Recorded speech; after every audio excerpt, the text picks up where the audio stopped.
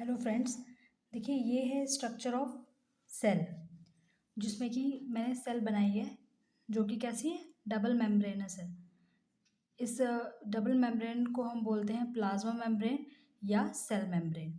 अब देखिए इसमें दो लेयर होती है, पहली होती है आउटर मेम्ब्रेन और दूसरी होती है इनर मेम्ब्रेन। आउट जो बाहर सबसे बाहर वाली लेयर हो गई उसको बोलते हैं आउटर मेम्ब्रेन और इसके अंदर जो हो गई उसको बोलते हैं इनर मेम्ब्रेन।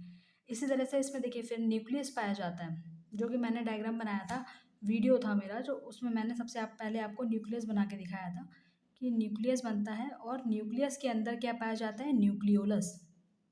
जो बाहर वाला स्ट्रक्चर हो गया उसे बोलते हैं न्यूक्लियस, और अंदर वाला स्ट्रक्चर उसके अंदर है तो क्या है, न्यूक्लियोलस है। इसी के अंदर जेनेटिक मटेरियल या क्रोमैटिन फाइबर्स पाए जाते हैं।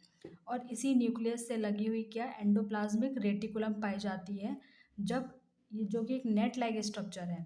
और जब एंडोप्लाज्मिक रेटिकुलम में ये छोटे छोटे से डॉट्स पाए जाते हैं उसकी सरफेस पे, तो हम इसको बोलते हैं रफ एंडोप्लाज्मिक रेटिकुलम। इसको हम लोग क्या बोलते हैं, रफ एंडोप्लाज्मिक रेटिकुलम।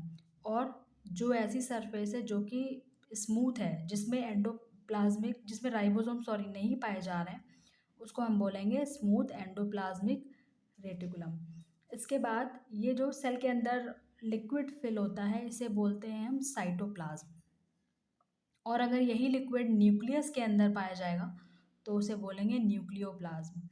अब साइटोप्लाज्म के अंदर बहुत सारे सेल ऑर्गेनेल्स पाए जाते हैं। पहला जैसे कि हो गया माइटोकॉन्ड्रिया, जिसको हम बोलते हैं एटीपी ऑफ सेल, जिसमें कि सेल की सारी एनर्जी स्टोर होती है।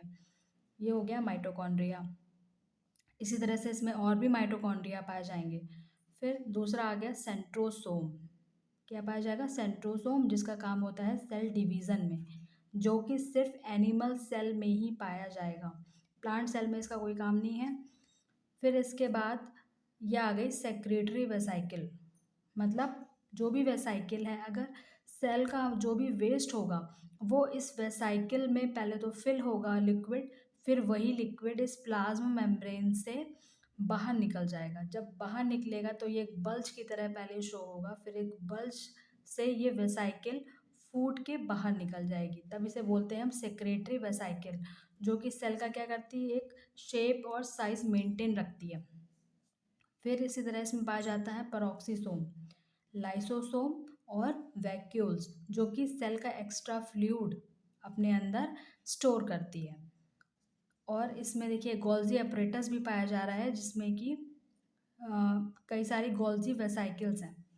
अब इन सब का जो फंक्शन है वो हम अलग अलग डायग्राम के थ्रू समझेंगे अपने आगे वाले वीडियो में। तो इसी तरह आप देखिए, समझिए, और जो भी आपको प्रॉब्लम है वो आप मुझसे डिस्कस कर सकते हैं फ्रीली। Okay, thank you.